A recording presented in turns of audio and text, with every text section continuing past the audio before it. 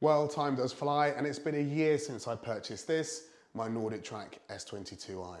And this is a journey that actually started with a Peloton bike back in 2019. I'd never done a spin class before. I purchased a Peloton bike and was immediately hooked to connected home fitness. It's just very time efficient. A 30-minute workout on something like this takes 30 minutes plus the time to put your shoes on, especially if you do it before your morning shower.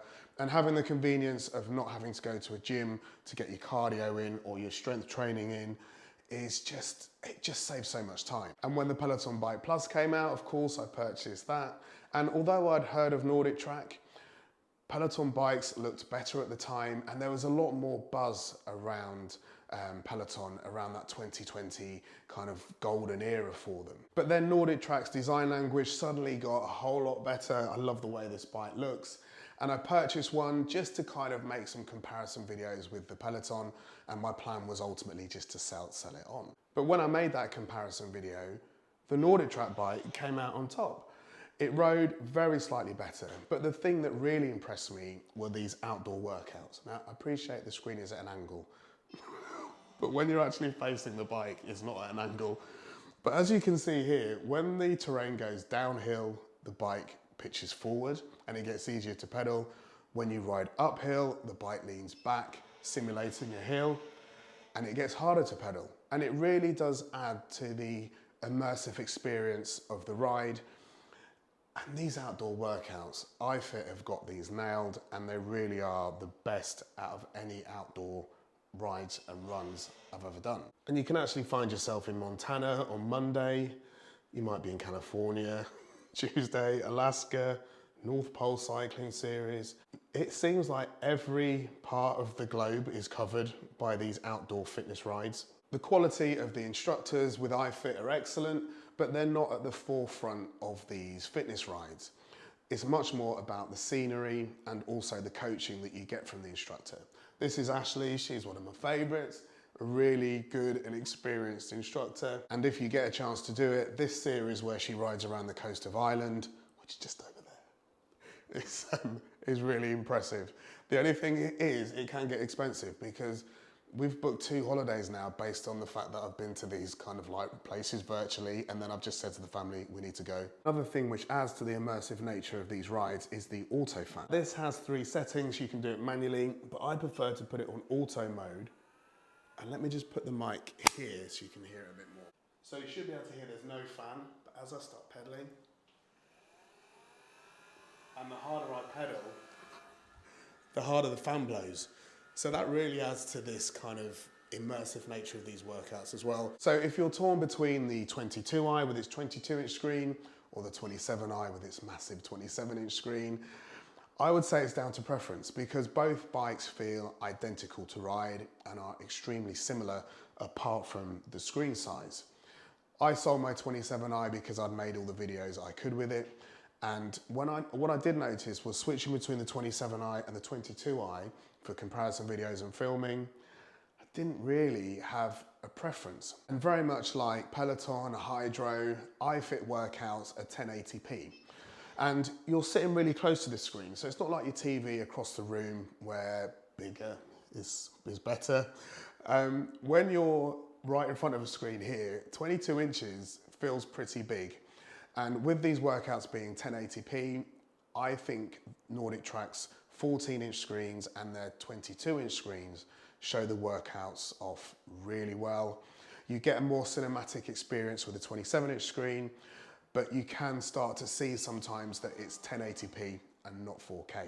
I also think aesthetically, the 22-inch screen does really suit the size of the bike, but if you're the sort of person who would prefer the bigger screen, and I know I'm a bit like that to be honest, then maybe the 27 is for you. But if you look at the width of the bike and the handlebars, I think this is a really good fit for this bike.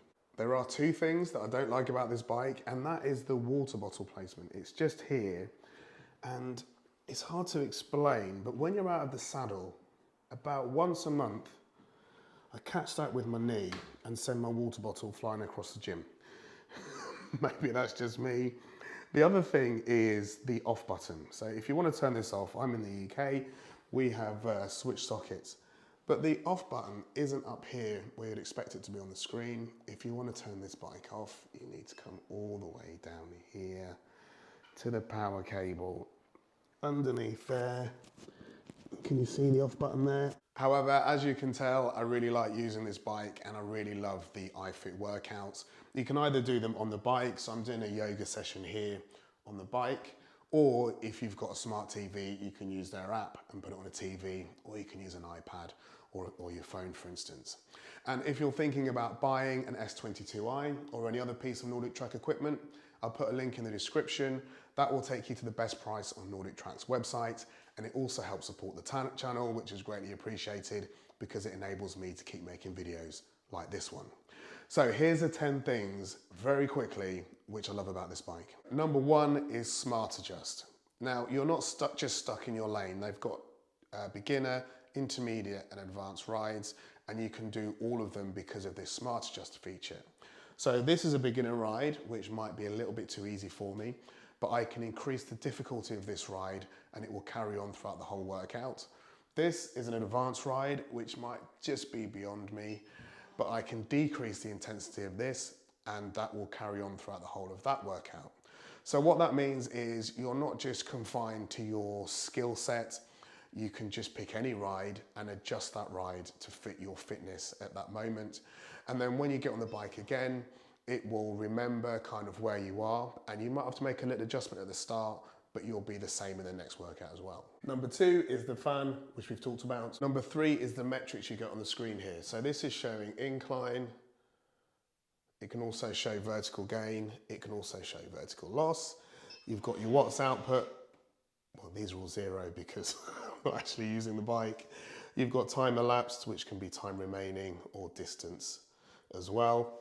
You've also got target RPM and you've got resistance there as well as a heart rate monitor if you're wearing one. If you don't want this, you can just move it all away by going full screen, which I quite like. And if you really love data, you can have it taken up the whole screen and then the ride in the background here. Next is the fact that the screen swivels. As you've seen, it goes 180 degrees in either direction if you're wanting to work out off the bike. It also pitches forward as well, so if you're doing yoga, for instance, you could aim it down at the floor. The next thing is the subscription cost. So if you're a sole user, if you're the only person using this bike, then you can get a single subscription, which is really good value. If you're a family user, you get up to 5 people and it's around 40 a month. However, what Nordictrack do several times a year is they have sales.